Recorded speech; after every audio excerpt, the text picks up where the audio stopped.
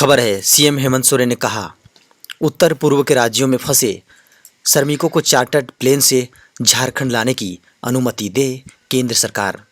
दोस्तों, खबर आ रही है, मुख्यमंत्री हेमंत सोरेन ने केंद्रीय गृह मंत्री अमित शाह से फिर अनुरोध किया है कि अंडमान निकोबार, लद्दाख और उत्तर पूर्व के राज्यों में लॉकडाउन की वजह से फंसे झारखंड के श्रमिकों को चार्टर्ड प्लेन से लाने की अनुमति प्रदान करें, क्योंकि इन श्रमिकों को किसी परिवहन के किसी अन्य माध्यम जैसे बस या ट्रेन से लाना फिलहाल संभव नहीं। इससे पूर्व भी 12 मई को मामले से संबंधित आग्रह गृह मंत्रालय से किया गया था, लेकिन अब तक श्रमिकों को लाने की केंद्र से अनुमति नहीं मिली है। मुख्यमंत्री ने कहा कि विभिन्न राज्यों में फंसे झारखंड के लोगों को लाने की अनुमति प्रधानमंत्री द्वारा मिली। इसके बाद लॉकडाउन में फंसे राज्य के करीब 1.5 लाख श्रमिक, छात्र व अन्य लोग झारखंड आ चुके हैं, लेकिन लद्दाख में करीब 200, उत्तर पूर्वी राज्यों में करीब 450 श्रमिक अब भी फंसे हुए हैं, जिन्हें ट्रेन या बस से लाना फिलहाल संभव नहीं है। खबर है, 1 जून से नए नंबर के साथ चलेंगी 100 ट्रेनें, जनरल बोगी में भी रिजर्वेशन। दोस्तों, बड़ी खबर आ रही है, आगामी 1 जून से नई दिल्ली पूरी पुरुषोत्तम एक्सप्रेस, नई दिल्ली हावड़ा पूर्वा एक्सप्रेस, हावड़ा जोधपुर, जोधपुर एवं Patna Ranchi Janshatabdi express special train के रूप में चलेंगी। कोडरमा में ठहराव वाली उक्त तीनों ट्रेनों के अलावा रेलवे ने देश भर में 100 ऐसे ट्रेनों की सूची जारी की है, जिसमें रेलवे स्पेशल ट्रेन के रूप में चलाएगी। इन ट्रेनों का पहला नंबर 1 की जगह 0 से शुरू होगा। इन ट्रेनों के टिकट की बुकिंग IRCTC की वेबसाइट पर गुरुवार 10 बजे दिन से शुरू हुई। टिकटों की बुकिंग धड़ाधड़ हो रही है। खबर है, बंगाल में तबाही मचाने वाले सुपर साइक्लोन अम्फान का 24 घंटे तक झारखंड के इन जिलों में दिखेगा भयंकर असर। दोस्तों, बड़ी खबर आ रही है, पश्चिम बंगाल में तबाही मचाने वाले प्रचंड चक्रवात अम्फान को अगले 24 घंटे तक झारखंड के कई जिलों में असर देखा जा सकता है। गुरुवार 21 मई को 2020 को मौसम विभाग ने ये जानकारी दी। विभाग ने बताया कि अगले 24 घंटे के दौरान संथाल परगना के जामताड़ा, दुमका, पाकुड़ गोड्डा और साहिबगंज जिला में 20 से 30 किलोमीटर की रफ्तार से हवाएं चलेंगी। इन जिलों में हल्के से मध्यम दर्जे की बारिश भी हो सकती है। मौसम विभाग ने कहा है कि राजधानी रांची में आसमान में बादल छाए रहेंगे और हल्की वर्षा होगी। हालांकि झारखंड के अन्य जिलों के बारे में विभाग ने कहा है कि आसमान में बादल दिखेंगे, लेकिन अधिकतर जगहों पर बारिश नहीं होगी। मौसम विभाग ने कहा है कि बंगाल सागर के तट से टकराने के बाद प्रचंड चक्रवात अम्फान का असर रांची और जमशेदपुर में भी देखा गया।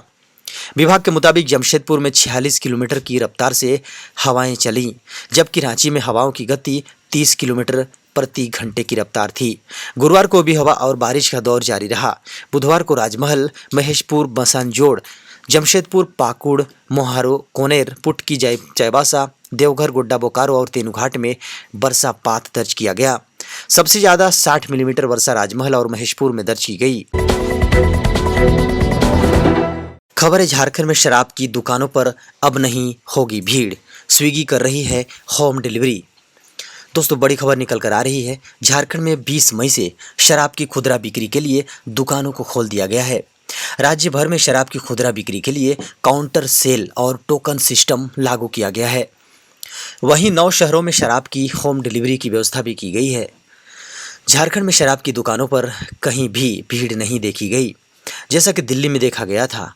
शराब की दुकानें खुलने के साथ ही लोगों की भीड़ टूट पड़ी थी और सोशल डिस्टेंसिंग का पूरी तरह उल्लंघन किया गया था। ऐसा कोई भी नज़ारा झारखंड में देखने को नहीं मिला। खाने के सामान के ऑर्डर के लिए मंच उपलब्ध कराने वाली स्विगी ने राजधानी रांची में अल्कोहल यानी शराब घरों पर आपूर्ति करने का काम शुरू कर दिया है।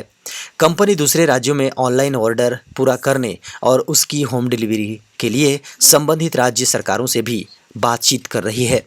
स्विगी ने एक बयान में कहा कि रांची में घरों तक शराब की आपूर्ति का काम शुरू हो गया है। राज्य के अन्य शहरों में 1 सप्ताह के भीतर यह शुरू हो जाएगा। दोस्तों, बेहद बड़ी खबर निकल कर आ रही है, वित्त मंत्री ने लैब और टेस्टिंग के लिए दिए 550 करोड़। 12वीं तक की ऑनलाइन क्लासेज की भी होगी व्यवस्था। दोस्तों, खबर आ रही है, राहत की 5वीं किस्त में आत्मनिर्भर भारत अभियान के तहत सरकार ने मेडिकल और शिक्षा के क्षेत्र में महत्वपूर्ण घोषणाएं की हैं। वित्त मंत्री ने ग्रामीण स्तर पर स्वास्थ्य सेवाओं को बढ़ाने की बात कहते हुए देश के सभी जिलों में संक्रमण रोक ब्लॉक होगा और ब्लॉक स्तर पर पब्लिक हेल्थ लैब बनाने का ऐलान किया है। वित्त मंत्री ने स्वास्थ्य सेवाओं के क्षेत्र में भारत को आत्मनिर्भर बनाने के लिए स्वास्थ्य विभाग को 15,000 करोड़ रुपए देने की बात कही। इसके अलावा टेस्टिंग और लैब किट के लिए 550 करोड़ रुपए दिए गए हैं ताकि जिला स्तर पर हेल्थ सर्विसेज को बढ़ाया जा सके। लैब नेटवर्क को मजबूत करके सरकार देश में हेल्थ और वेलनेस सेंटर को बढ़ावा देने के लक्ष्य को पूरा करना चाहती है। कोरोना से जंग में लड़ रहे स्वास्थ्य कर्मियों के लिए 50 लाख रुपए के स्वास्थ्य बीमा की घोषणा आर्थिक राहत पैकेज की घोषणा से पहले ही कर दी गई थी। मोदी सरकार ने डिजिटल इंडिया की शुरुआत बहुत पहले ही कर दी थी। अब कोरोना के चलते इस ओर कुछ और कदम उठाए जा रहे हैं ताकि हमारे देश की शिक्षा व्यवस्था में गुणवत्ता ली जा सके। इस संबंध में 100 विश्वविद्यालयों को ऑनलाइन क्लास की मंजूरी देने के साथ सरकार ने कई घोषणाएं की। खबर है, श्री राम जन्मभूमि परिसर में प्राचीन मंदिर के अवशेष मिलने से संत समाज में उल्लास। खबर आ रही है दोस्तों, श्री राम जन्मभूमि परिसर में चल रहे समतलीकरण के दौरान बड़ी मात्रा में प्राचीन मंदिर के अवशेष मिलने से संत समाज में उल्लास है। इन सभी ने एक स्वर में कहा है कि इतनी बहुमूल्य सामग्री मिलने से साबित हो गया है कि अयोध्या में श्री राम का भव्य मंदिर था।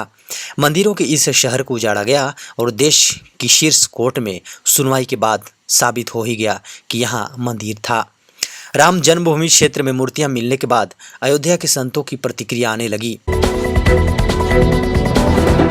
खबर है, अम्फान से जहां तहां तबाही, छप्पर उड़े, उखड़े पेड़, कई जिलों में भारी बारिश।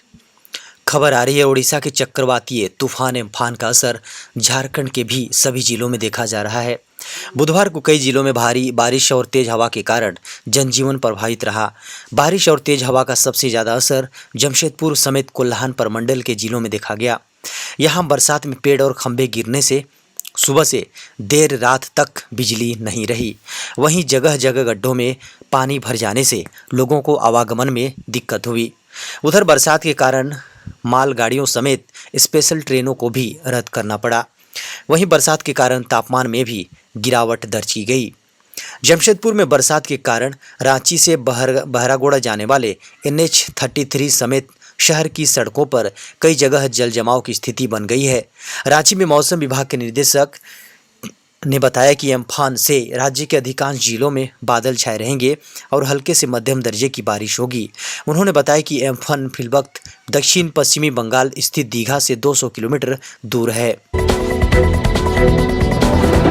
खबर है, एयरटेल ने लॉन्च किया 251 रुपये का नया डाटा वाउचर, मिलेगा 50 GB high speed data.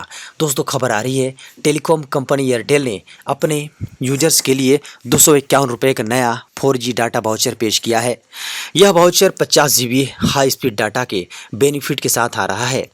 Airtel ने वाउचर की वैलिडिटी यूजर के बेस प्लान के समान ही रखी है। इससे पहले भी एयरटेल ने 99, 129, 199 और 2,498 रुपये के प्लान लॉन्च किए थे। एयरटेल ने 251 रुपये की इस 4G डाटा वाउचर प्लान में 50 GB हाई स्पीड डाटा के बेनिफिट के साथ लॉन्च किया है। एयरटेल ने वाउचर की वैलिडिटी यूजर के बेस प्लान के समान ही रखी है।